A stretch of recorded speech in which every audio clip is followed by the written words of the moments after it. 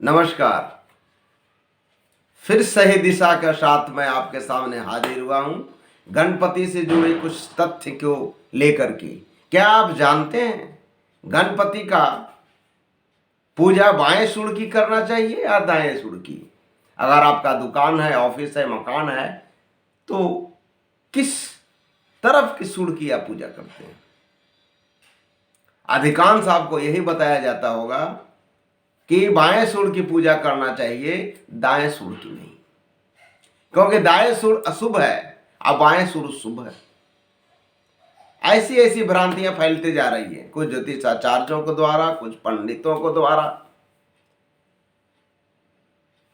तो मैं सत्य लेकर के आया हूं कि गणपति की पूजा किस सुर की होनी चाहिए।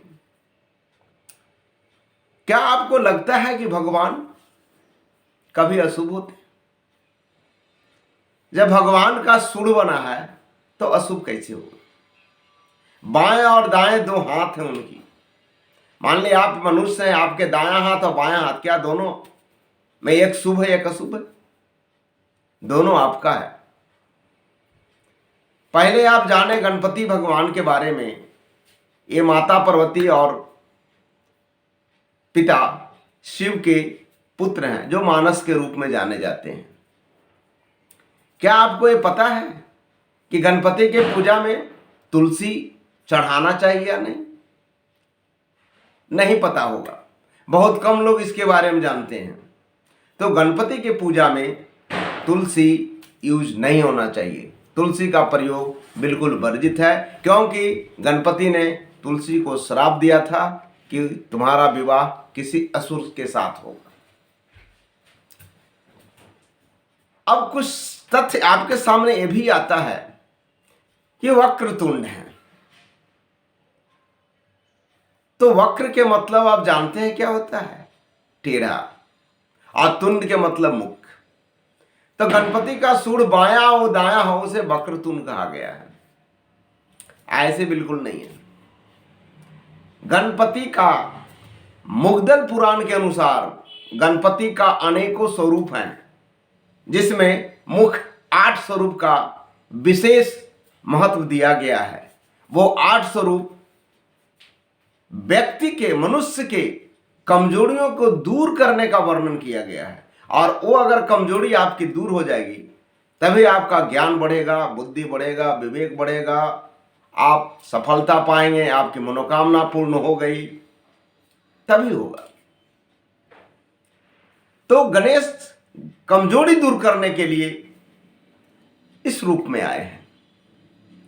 अब वो 8 स्वरूप मुग्दल पुराण के अनुसार क्या है, किस किस अवस्था में किस किस अहंकार को, किस किस राक्षस को बध करके इस स्वरूप का नाम दिया गया, वो आप जरूर जाने। पहला स्वरूप है वक्रतुंड। इसमें मत्सरासुर का अहंकार भंग किया। दूसरा एकदंत, मदासुर को पराजित किया। तीसरा महोदर, महासुर का गर्व भंग किया। चौथा गजानन, लोभासुर का अहंकार भंग किया। पांचवा लंबोदर, क्रोधासुर को परास्त किया।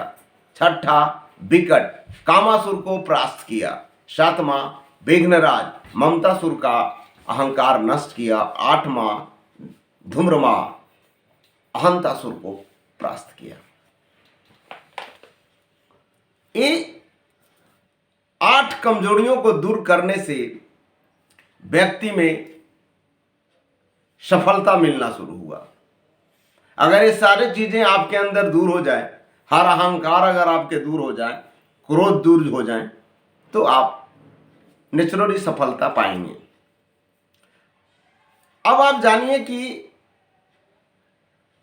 गणपति भगवान, गणेश भगवान का दाहिना सूंड और बायां सूंड, कुछ विद्वानों का इसमें मत है कि दाहिना और बायां दोनों शुभ है। लेकिन कुछ लोगों का एक कंफ्यूजन हो गया है कि बायां शुभ है पूजन के लिए और दायां घर में पूजन, व्यापारी में पूजन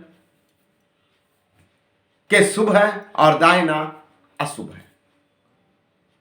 तो दोस्तों, आज इस चीज को आप दूर कर लीजिए अपने मन से कि दाहिना सूड सिद्धिदात्री है।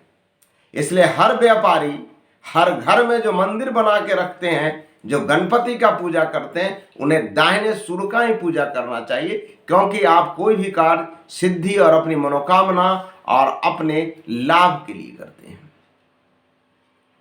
और बायां सूड विघ्न नाशक है। वो हमेशा आप अपने घर के दरवाजे के आगे, दुकान के आगे, ऑफिस के आगे जरूर रखें, क्योंकि वो विघ्न नाशक है। कोई भी नकारात्मक ऊर्जा उनके पास आते ही समाप्त हो जाता है और आप सकारात्मक अपने घर में प्रवेश करते हैं।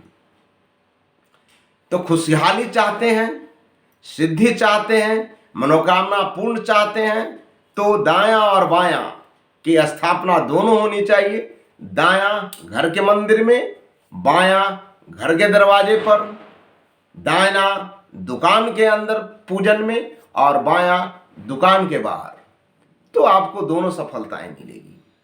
इसलिए दायां और बायां दोनों शुभ है। सीधा सूड दुर्लभ है, क्योंकि मिल नहीं पाता है, क्योंकि वह स्पेशली कुंडली जागरण के लिए और तंत्र विधि के लिए उनको उपयोग लाया जाता है, वो बहुत दुर्लभ मिलता है। लेकिन दायां और बायां दोनों शुभ है। इसकी पूजा इस तरह से करें, विधि के साथ करें। घर के दरवाजे पे हमेशा बायां सूड इस्तेमाल करें, उनकी पिक्चर लगाएं, उनकी मूर्ति लगाएं, और घर के अंदर पूजन में हमेशा दाहिने का, क्योंकि आपको सिद्धि भी चाहिए, मनोकामना भी चाहिए और विघ्न हरता भी चाहिए।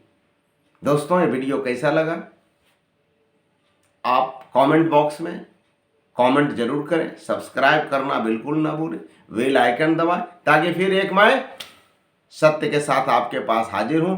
तब तक के लिए मुझे नमस्कार।